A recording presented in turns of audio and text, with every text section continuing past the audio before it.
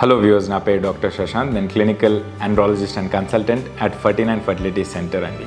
So ఈరోజు నేను మీకు ఈ అజోస్పర్మియా అంటే స్పర్మ్ కౌంట్ లేకపోవడం వీర్యంలో దీని గురించి కొన్ని ఫస్ట్ ఆఫ్ ఆల్ కారణాలు అండ్ దానికి ఎలా అప్రోచ్ చేయాలి, ఏం ట్రీట్మెంట్స్ వాడచ్చు, దీని గురించి కొంచెం ఇన్ఫర్మేషన్ చెప్తానండి. స్పర్మ్ కౌంట్ జీరోకి మనం అజోస్పర్మియా అంటారు. సో ఈ అజోస్పర్మియా కండిషన్ బేసిక్లీ 2 times అది డాక్యుమెంట్ చేయాలంటే ఒక్క టెస్ట్ మీద మనం బేస్ చేయకుండా కనీసం ఒక 3-4 వారాల గ్యాప్కి ఇంకొకసారి కూడా ఒక స్టాండర్డ్ పెద్ద ల్యాబొరేటరీలో ఈ కన్ఫర్మ్ చేసుకోవాలి. కౌంట్ జీరో ఉన్నప్పుడు దీనికి కొన్ని కారణాలు ఉండొచ్చు. బీజంలో ఒక్కొక్కరికి స్పర్మ్ ఉత్పత్తి ఆగిపోతుంది, టెస్టికులర్ ఫెయిలియర్ అంటారు. దీనికి కొన్ని రీజన్స్ ఎలాంటివి ఉండొచ్చు అంటే తెలిసిన రీజన్స్ ఉండొచ్చు, తెలియకపోయిన రీజన్స్ అన్ఎక్స్ప్లెయిన్డ్ కూడా ఉండొచ్చు. సో తెలిసిన రీజన్స్ ఎలాంటివి ఉంటాయి, ఎవరైనా ఇండస్ట్రీ వర్కర్స్ ఉన్నారు, paint industry, plastic industry or coal mining ఇండస్ట్రీలో ఆర్ వ్యవసాయం చేస్తున్న పేషెంట్స్, ఫర్ ఎగ్జాంపుల్ వాళ్ళు చెట్టు మందు ముట్టుకుంటారు, సో ఇక కెమికల్ ఎక్స్పోజర్ ఉండొచ్చు.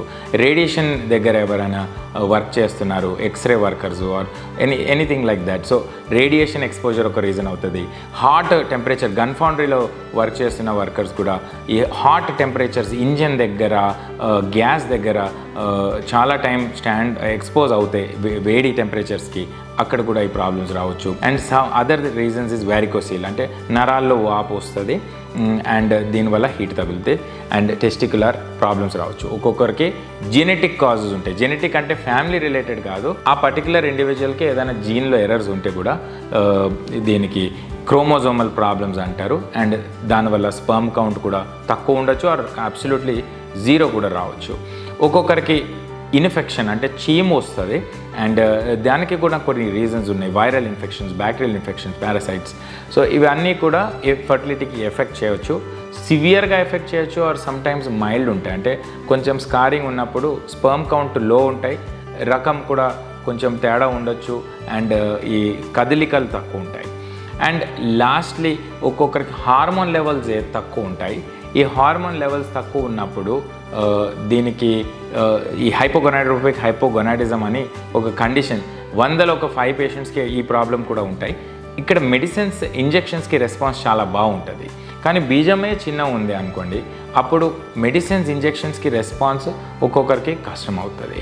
సో ఈ వరబీజాలు ఉన్న పేషెంట్స్ కూడా యాక్చువల్లీ వరబీజంకి సర్జరీ చిన్న బేబీ ఉన్నప్పుడు 6 months ఆఫ్ ఏజ్కి అది జరగాలండి. అదర్వైజ్ బాడీ హీట్ తగిలితే testis over the years damage అవ్వచ్చు, సైజు చిన్న అవ్వచ్చు దాన్ని. సో తర్వాత ఫ్యూచర్లో ఫర్టిలిటీకి కూడా ఎఫెక్ట్ అవుతాయి ఇవన్నీ. Smoking, alcohol, life style disorders, weight ఎక్కువ ఉన్న పేషెంట్స్, షుగర్, బీపీ ఉన్న పేషెంట్స్ కూడా ఈ ఫర్టిలిటీ ప్రాబ్లమ్స్ సమస్య ఉండొచ్చు. సో ఇప్పుడు సింపుల్గా పేషెంట్స్ కామన్లీ ఎలా చెప్తారంటే ఏదైనా డయట్ ఫాలో చేయొచ్చా? Definitely fruits and vegetables rich diet follow చేయాలి అండ్ అవాయిడ్ ఇవన్నీ కెమికల్స్, హీట్ అవన్నీ దూరం ఉండాలి. And other than this medicines, me doctor దగ్గర మీరు కణం పరీక్ష చేసుకున్నప్పుడు దాంట్లో ఏదైనా అబ్నార్మాలిటీ ఉంటే కన్సల్ట్ అవ్వాలి. రకం ఏమైనా తేడా ఉందంటే డాక్టర్ కొన్ని విటమిన్ ట్యాబ్లెట్స్, కొన్ని ఇవన్నీ natural hormone tablets or injections కూడా మీకు ప్రిస్క్రైబ్ చేస్తారు. అండ్ కనీసం అది 3-4 నెలలు వాడితే కొంచెం డిఫరెన్సెస్ మనకు ఒక్కొక్క పేషెంట్, సూటబుల్ పేషెంట్స్లో చాలా ఇంప్రూవ్మెంట్ కూడా ఉంటుంది.